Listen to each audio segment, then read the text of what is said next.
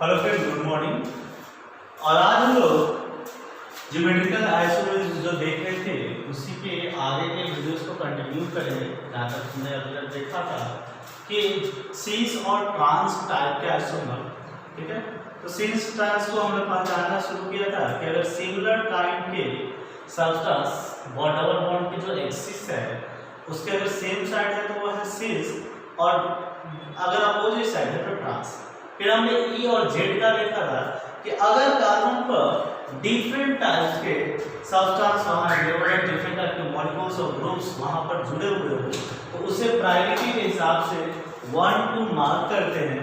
और अगर कॉन्फ़िगरेशन सीस जैसा सिमिलर हुआ तो जेड हो गया, और अगर सीस से अलग होकर के ट्रांस जैसा सिमिलर हुआ तो हम बोल रहे थे वह हो गया कॉन्फ़िगरेशन ई। आज हमारा जो लास्ट था साइन और एंटी आइसोमर, उसे देखेंगे कि साइन आइसोमर और एंटी आइसोमर क्या होगा। आपके पास अगर इन आइसोमरिज्म से जुड़ा हुआ कोई भी डाउट है तो आप कमेंट सेक्शन में पहले पूछिए, क्योंकि हम यहाँ पर बहुत सारे वीडियो यूट्यूब चैनल चल रहे हैं जिसमें क्या किया जाता है कि कॉन्सेप्चुअली अपने डेटा को केवल बढ़ाया जा रहा है कि हम ये चीज़ भी खत्म कर दें, ये खत्म करें। हमारा एक ही मोटो है कि आप जेईई मेन लेवल या एडवांस लेवल या फिर नीट लेवल की अगर तैयारी कर रहे हैं तो आपसे हर कुछ बनना चाहिए और कुछ समझ में आना चाहिए। अगर नहीं आता है कमेंट कीजिए, हम उस वीडियोस में और भी स्टैंडर्ड क्वेश्चन को लेकर के आगे डिस्कस करेंगे और पर्टिकुलरली आपके द्वारा किया गए कमेंट्स को भी वीडियोस में इंक्लूड करेंगे कि कौन सा क्वेश्चन नहीं बना। अब हम देख रहे हैं कि साइन एंटी आइसोमर क्या है। ज्योमेट्रिकल आइसोमर के अंदर, ज्योमेट्रिकल आइसोमेरिज्म के अंदर में हम लोग देख रहे हैं कि साइन एंटी आइसोमेरिज्म क्या है, ठीक है ना। से साइन एंटी आइसोमेरिज्म। अब साइन और एंटी कॉन्फ़िगरेशन क्या होगा, कैसे होगा, उससे देखते। हमारा कहना है कि ये आइसोमेरिज्म दो ही केस में पाया जाता है, यदि ऑक्साइम्स हो या एजोफॉर्म्स की आपकी कॉन्फ़िगरेशन हो, ठीक है। अगर आपके पास मॉलिक्यूल जो है या तो ऑक्साइम्स है या एजो का है तभी आपको इस तरह की कॉन्फ़िगरेशन आपको मिलेगी। अब बोलिए सर ऑक्साइम्स क्या है या एजो क्या है, तो समझा जाए। ऑक्साइम्स है कि अगर कीटोन या अल्डिहाइड ग्रुप, ये ग्रुप्स जिसे हम लोग बोलते हैं कीटोन और ये ग्रुप जिसे हम बोल रहे हैं अल्डिहाइड, अगर कीटोन या अल्डिहाइड ग्रुप आपका हाइड्रोक्सी अमीन के साथ रिएक्ट करता है, हाइड्रोक्सी अमीन मतलब NH2OH,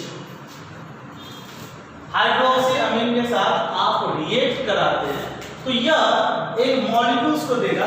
जैसे देखा जाए तो ये मॉलिक्यूल क्या होगा कि वाटर यहाँ पर कंडेंस हो जाएगी, बाहर निकल जाएगा, वाटर बाहर निकला और हमारे पास मॉलिक्यूल कॉन्फ़िगरेशन कुछ इस तरह से मिल गया, और इसे ही बोलते हैं ऑक्साइम्स, ठीक है। ऑक्साइम्स दो तरह के मिल सकते हैं, एक आपको कीटोन ग्रुप्स के लिए और एक आपको अल्डिहाइड ग्रुप में मिल सकता है ऑक्साइम्स जो HNOH। तो पहली कंडीशन ये कि आपको एसिमेट्रिक ऑक्साइम्स ग्रुप्स होना चाहिए। एसिमेट्रिक ऑक्साइम्स ग्रुप का मतलब हुआ कि यहाँ पर जो दोनों भी सब्सटेंस अवेलेबल हो वो दोनों डिफरेंट होने चाहिए। अगर डिफरेंट नहीं है तो ये आपको ज्योमेट्रिकल आइसोमेरिज्म में सिन और एंटी टाइप में किसी भी तरह के चीजों को शो नहीं करेगा। और आपको ऑक्साइम्स ग्रुप मिलने के बाद आपको चेक करना है कि ये दोनों मोड डिफरेंट है कि नहीं। अब किस तरह से सिन या एंटी होगा उसे देखा है। ये जो ग्रुप्स को हम लोग फर्दर डिस्कस करेंगे। तो देख रहे हैं ऑक्साइम्स ग्रुप को, ठीक है।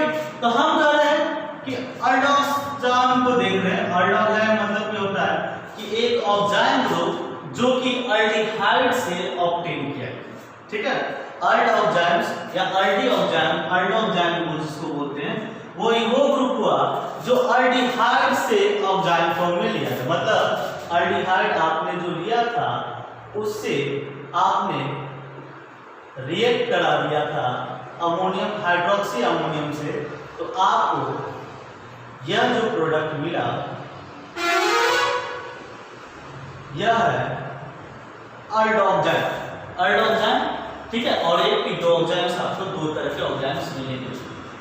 कहता है कि इस केस में आप एक हाइड्रोजन तो फिक्स है, दूसरा कुछ भी, अगर दूसरा कोई भी अल्काइल, डबल बॉन्ड इन और ये हुआ OH, आपकी दो कॉन्फ़िगरेशन मिल सकती है। एक है OH इस तरह से और एक कॉन्फ़िगरेशन मिला CH R alkyl group N और OH इस तरह से। अगर ये अर्डोक्साइड्स की कॉन्फ़िगरेशन को देखें तो आपको दो कॉन्फ़िगरेशन मिला। एक कॉन्फ़िगरेशन ये जिसमें H और OH दोनों एक साइड, और एक कॉन्फ़िगरेशन ये जिसमें OH ग्रुप H ग्रुप के अपोजिट साइड। तो कहता है कि अगर ये सेम साइड है तो सेम साइड है तो ये है साइन फॉर्म, और यहां पर H और OH ग्रुप अपोजिट साइड है तो ये है एंटी फॉर्म। तो अर्डोक्साइड्स के लिए ज्योमेट्रिकल आइसोमरिज्म में साइन और एंटी इस तरह से डिसाइड किया जाता है कि H और OH ग्रुप इस डबल बॉन्ड के किस साइड, अगर डबल बॉन्ड के सेम साइड में दोनों दिखाए गए तो ये हुए साइन, और अपोजिट साइड में दिखाए गए तो ये हो जाएंगे एंटी। ठीक है, कोई दिक्कत नहीं। तो अर्डोक्साइड्स के लिए हमारे माइंड में क्लियर है कि साइन और एंटी कॉन्फ़िगरेशन कब है। अब हम देखते हैं कीटोक्साइड्स के लिए क्या हो रहा है। तो पहले तो एसिमेट्रिसिटी चेक कर दिया जाए। एसिमेट्रिसिटी का मतलब हुआ कि उस डबल बॉन्ड कार्बन के पास दोनों के दोनों बॉन्ड डिफरेंट है कि नहीं, ये देख लीजिए। तो हम एक बॉन्ड बना रहे हैं CH3 CH2 CH3 double bond NOH, और इसी स्ट्रक्चर का CH3 CH2 CH3 double bond NOH, दो स्ट्रक्चर हमने बनाया। अब इस केस में हमें पता करना है कि साइन और एंटी क्या हो, साइन और एंटी क्या होगा, उस चीज को हमें बताना। इसके रूल थोड़ा सा अलग है, और रूल कहता यह है कि चूंकि कीटोन है तो दोनों साइड में अल्काइल ग्रुप जुड़े हुए। अगर ये कीटोक्साइड्स है तो ये कीटोक्साइड्स है, मतलब कि दोनों साइड अल्काइल भी जुड़े हैं इस कारण से, इस साइड भी अल्काइल और इस साइड भी अल्काइल। आपको क्या डिसाइड करना है, जैसे कि लास्ट टाइम हमारे पकड़ने के लिए बहुत आसान था अर्डोक्साइड्स में कि ये OH ग्रुप H के साथ है कि नहीं, H के साथ हुआ तो साइन हो गया, अपोजिट हुआ तो एंटी। यहां पर चूंकि H नहीं है, कीटोन है, तो दोनों तरफ अल्काइल, तो आपको क्या करना है कि इस कार्बन में दोनों साइड अवेलेबल अल्काइल का नेम लिखना है, IUPAC नेम। ठीक है, क्या करना है, IUPAC नेम आपको पता करना है कि दोनों साइड का क्या होगा। ठीक है, अब अगर हम देखें इस कॉन्फ़िगरेशन में तो इसका नाम है मेथाइल और इसका नाम है एथाइल। ठीक है, अब कुछ करना नहीं है, अल्फाबेटिकली जो फर्स्ट आता है उसे आप मान लीजिए कि वो हाइड्रोजन को रिप्रेजेंट करता है।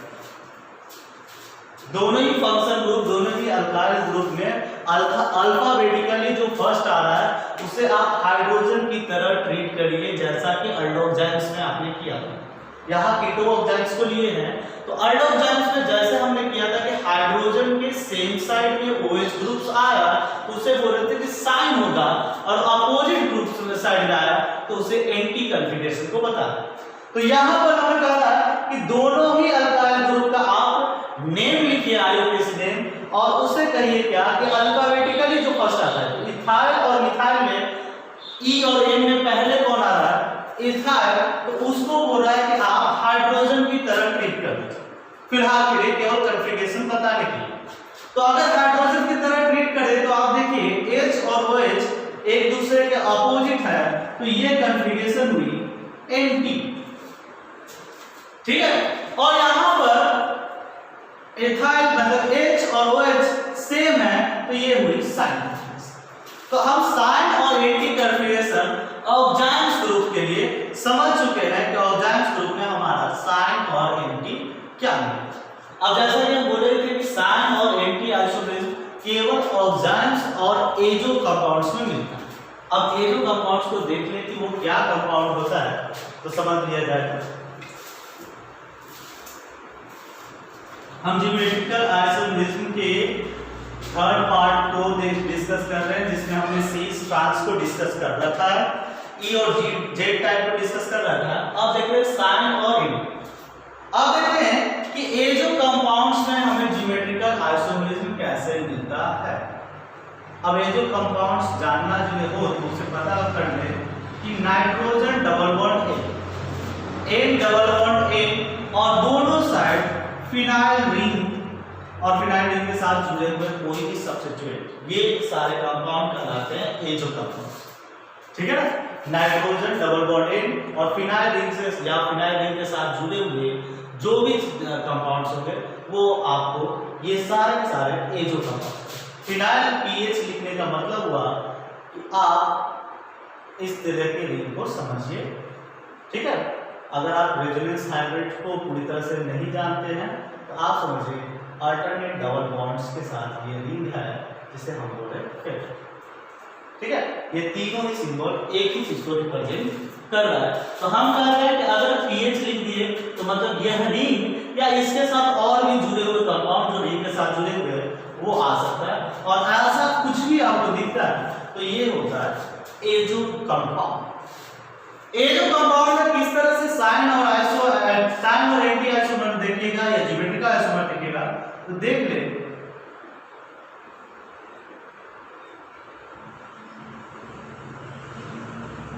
एक कॉन्फ़िगरेशन ये है, दूसरी कॉन्फ़िगरेशन है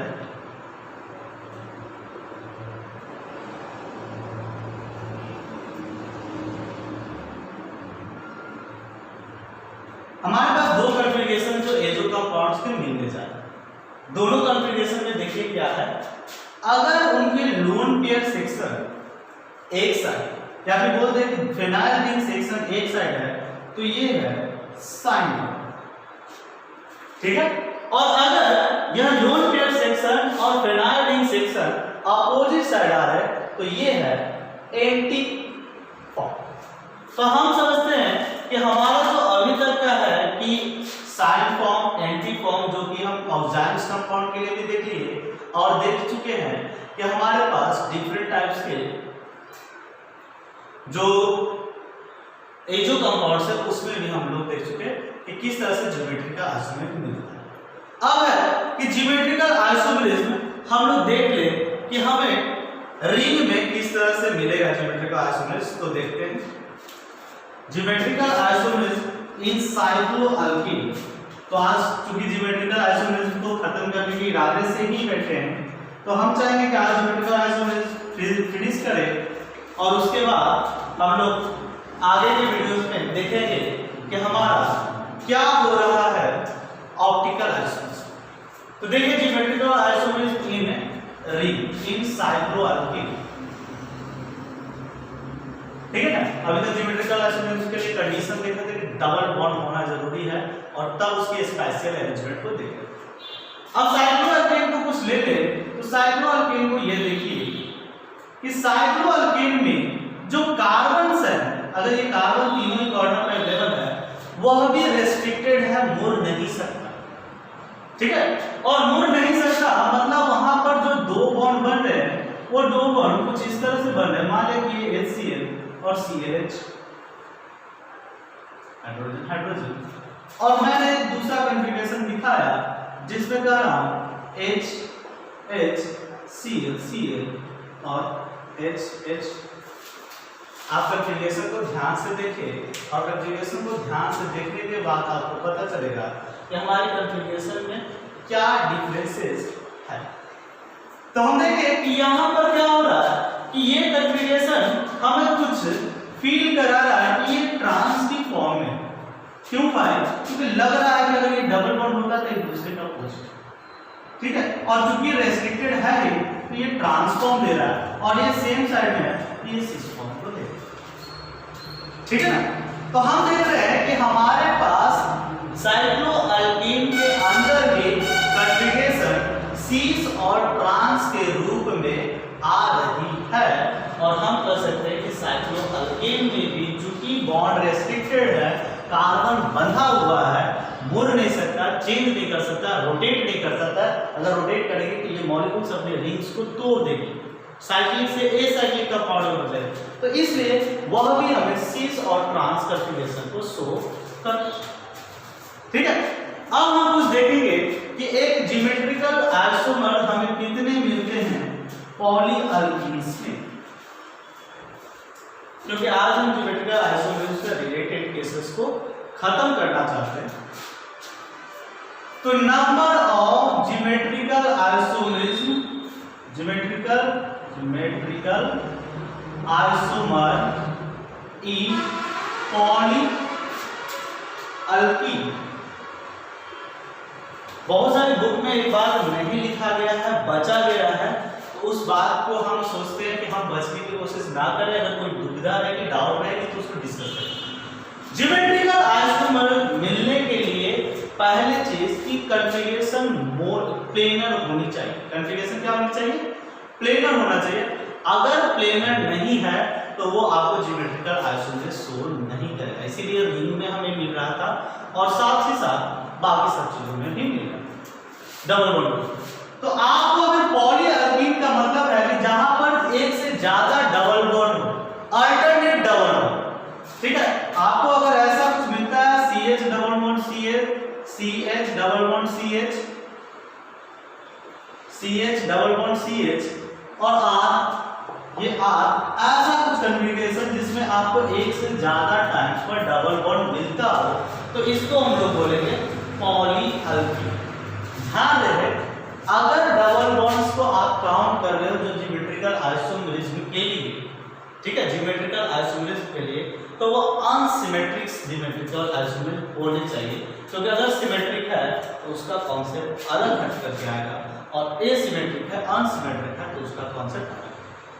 अब हम देखते हैं कि अगर कन्फिगरेशन में हमारे पास एक नंबर के डबल बॉन्ड है और हम मानते हैं कि वो एसिमेट्रिक, अनसिमेट्रिक सिस्टम है, तो अनसिमेट्रिक होने के केस में, अनसिमेट्रिक होने के केस में अगर हमसे बोले कि गिवन कंपाउंड के लिए नंबर ऑफ ज्योमेट्रिकल आइसोमर कितने मिलेंगे, तो नंबर ऑफ ज्योमेट्रिकल आइसोमर 2 के पावर n। ठीक है, अगर आपको अनसिमेट्रिक स्ट्रक्चर दे दिया जाए और आपसे पूछे कि इस स्ट्रक्चर के टोटल ज्योमेट्रिकल आइसोमर कितने मिलेंगे, तो वह हो जाएगा 2 के पावर n। जैसा कि देख ले, CH3 CH double bond CH, CH double bond CH, CH2 CH3। Unsymmetric मतलब ये अल्काइल और ये अल्काइल सेम नहीं है। तो इस केस में अगर हमसे पूछता है कि नंबर ऑफ ज्योमेट्रिकल आइसोमर कितने होंगे, तो नंबर ऑफ ज्योमेट्रिकल आइसोमर हो जाएगा 2 के पावर एक डबल बॉन्ड और एक डबल बॉन्ड 2, मतलब 4। हम डायरेक्ट उसके आंसर को लिख सकते हैं कि नंबर ऑफ ज्योमेट्रिकल आइसोमर हमें यहाँ 4। अगर हमारा सिमेट्रिक अल्कीन रहता है तो क्या होता है, तो देखा जाए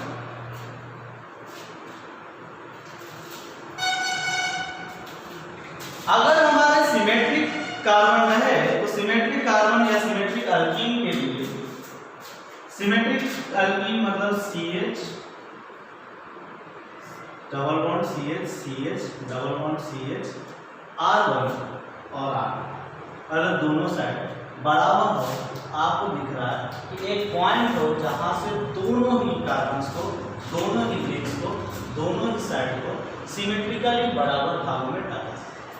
तो इसके लिए नंबर ऑफ ज्योमेट्रिकल आइसोमर जो हो जाएंगे वो होंगे 2 के पावर n-1 प्लस 2 के पावर p-1। ठीक है, फॉर्मूला हम लिखे हुए थे, उसको देख करके ही बता रहे हैं, हमारे माइंड में है नहीं। तो ज्योमेट्रिकल आइसोमर की संख्या होगी 2 के पावर n-1। तो बोलोगे कि n तो सर समझ गया, हमें आ गया कि नंबर ऑफ डबल बॉन्ड आपने काउंट किया।